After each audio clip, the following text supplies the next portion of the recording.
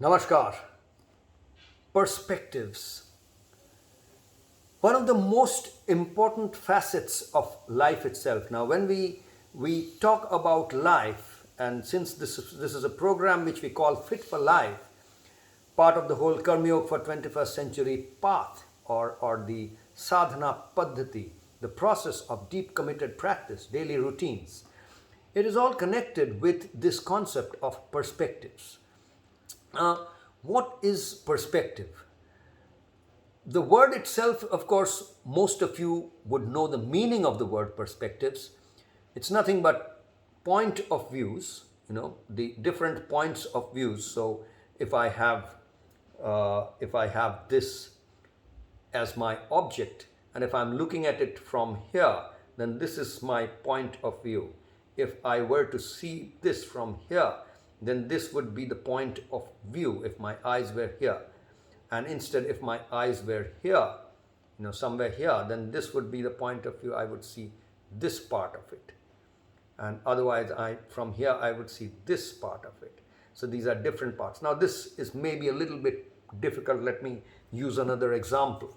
This is easier. If I take this box, for example, if I hold it like this, when I'm seeing it from here, this is the point of view. And from this point of view, I can see the black side of it. You see the box has, different colors on different sides. This is black and this is kind of grayish silver, and these are combinations of black and grayish silver, etc. So when I'm holding it like this, from here, I can see the black part. Of course, from here, where I'm looking at it, you know that I am looking at the silver gray side of the box. So a different point of view. From here, it's a different point of view. So from three different points of views, the three different angles or the three different sides we can see.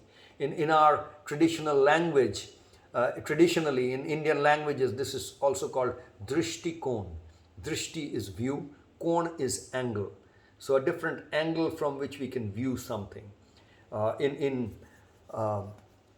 filmography or photography, the word camera angle is always used. So the angle from where the camera has been kept, camera angle. Depending on the camera angle, you get a different perspective of the same object. So what you will see on the frame will be different based on the camera angle, although object is the same.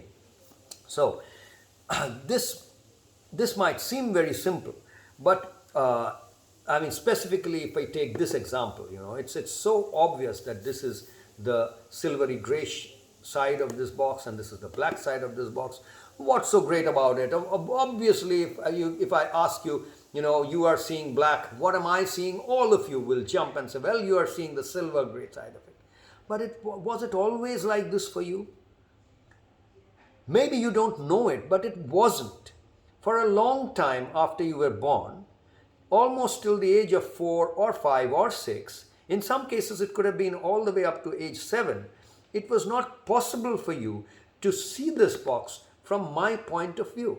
Which means, had I shown it to you at that point and shown this box to you, see boy, this is the box, it is black on one side and silvery gray on the other side. Look at it, have you seen it? Okay, supposing this is the experiment that I'm doing, and I tell you, when you are 2 years, 3 years, 4 years, you already have learnt your mother tongue. There is substantial cognitive development that has happened. So you've learnt your mother tongue, you've learned to walk and run, which means substantial motor skills have got developed. So despite that, till the age of 4, 5, 6, and you can conduct this experiment today with other small children, with other children, and check it out. This was an experiment which was done, which became very famous in the 1950s. So if I had asked you, someone had asked you, hey kid, you're seeing this color. See this box? It is like this. Well, what is the color that you are seeing? And you would say black. And then if the question was popped to you, and what is the color that I am seeing? You would say black. You wouldn't be able to say that, it was not possible for you at that point of time to experience this box from my point of view. It was not possible for you to take another point of view. This is very important to understand. So this is a very special capacity, a very special ability, a very special quality that we have imbibed with the growth of and evolution of our humanness. As we have become more human, when we were born right as a child, we didn't have a lot of human capacities. As we have grown up, evolved over time, over the ages, we have developed capacities, and out of that, one of the most special capacities or qualities was this capacity to take another perspective. You were not born with it immediately. You had to develop this. And when psychologists looked at this, and they really created theories around this about taking perspectives and all that, and how it influences our ability to generate empathy, for example, to generate compassion, to live in this world, to form societies, to form relationships, to understand each other, just not as individuals, but even as collective and all that. A lot of theories and all kind of studies, and even they are going on even today. But if I go a little more traditionally, it's not just the 1950s when modern psychologists or modern researchers found it out. I will point you to, especially in India, we have grown up with a lot of symbolism, and these symbolisms were designed and introduced into society by the scientists of those ages. Way back, thousands of years back, we used to call these scientists rishis, munis they were called. So these rishis were really seekers, scientists not just as scientists as in a few subjects that we call scientists, but seekers of truth. Any seeker of truth, irrespective of which subject it is. I mean, it could be anthropology, it could be psychology. So a seeker of truth is a scientist in that sense. So they were called rishis, and the rishis were seeking this truth, and they found something. Let me just explain to you a symbolism that is very prevalent in India. If you come to India and if you look around, you will see the symbolism all over the place. All the gods and goddesses, the divine symbols that have been created.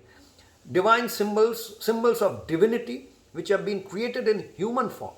Symbols of divinity have been created in all different varieties, different formats and different forms. But whenever symbols of divinity have been created in human form, you will notice the primary differentiator is that right here, they always create a third eye.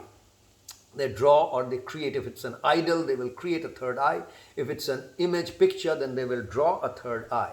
What does it signify?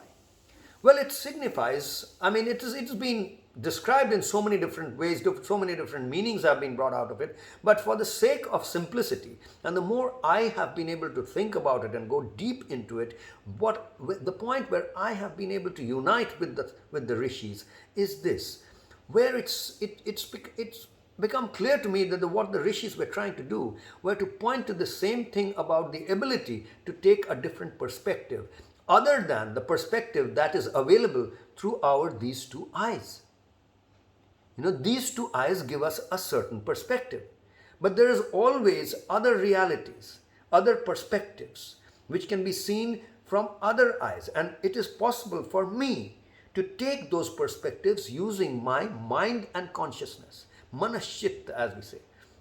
So the more subtle aspects of my being, my mind, my consciousness, my spiritual being, my mental being, taking the help of that aspect of mine, I can actually utilize imaginary other eyes anywhere. And this eye is not just one eye, it could be 100 different eyes, 100 different camera angles, 1,000 different, 100,000, 1,000,000 different camera angles. All will give us different perspectives to the same thing. And this ability to be able to assume those perspectives is something that has been signified by the third eye. It's an extra perceptory experience.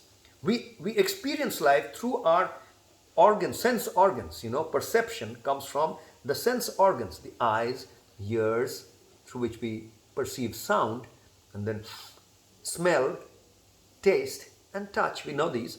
Now, these are there within us, most of our experience. This is very direct. But from a certain age, we have this capacity to be able to experience things from other such sense organs which may not be connected with my body directly. So the sense organs of others, other apparatus of perception, other apparatus for sensing something. Can I assume that position and see something from here? Not just see, I mean, it could be the whole experience. So the third eye was signifying the ability to experience life from a certain different perspective. And if we keep refining this, so the whole thing was at 6 years age or 5 years age or 4 years, if you're very sharp, maybe at 4 years or 3 years. Of course, later research and people are still kind of contending this. They're saying different levels of perception. Something is coming up at 2 years, something is coming up at 36 weeks, and so on. All that research is there for you to research and find out and study. But I'm just pointing to the fact that this, whatever it may be, this ability to perceive things through an extrasensory perception, ESP it could be called, the more you develop this, you got it naturally at 6 years age, let's say. But if you keep practicing, if you keep consciously developing this and sharpening that skill and doing sadhana, deep committed practice to take different perspectives, you would get that much more capacity as a human being. You would actually be raising the level of your humanness, because the sign of your humanness was the ability to have this extrasensory perception with the third eye, let's say. But the more you develop the third eye, the more human you become, and the more perfect human you become, the more divine you become. Because divinity is really defined by the ability to see everything, omniscient, omnipresent. These are qualities of the divine that we talk about. So the more we develop ourselves to move towards that direction, the more perspectives we can take, the more omniscient we are ready to become. The more perspectives we can take, the more omnipresent we can become, even with the limitations of this body, which makes presencing, my presence only in this place. I'm present with this body only in this place, but with my extrasensory perception, I can be present anywhere. I can take anyone else's point of view. I can be present in someone else's skin. And that is how my relationships become much better. We create much better understanding, not just between two individuals, but between collectives, between groups, between countries, between tribes.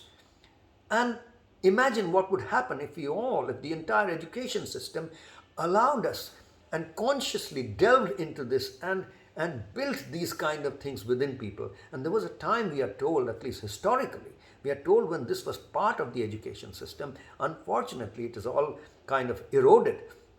We do a lot of things to take perspectives. We do calculus, we do square root of -1, imaginary numbers and all that. All that is possible to even conceive only with some great perception. So I'm not saying everything has been kind of eroded. There's the great technological advances and the great advances that we have made in modern society have come from the pursuit of this. But we need to just become more conscious about this issue and really consciously develop all kinds of abilities to take different perspectives. And that's one of the primary goals of the Karma Yoga for 21st Century Fit for Life program. All the practice routines have been designed keeping this in mind.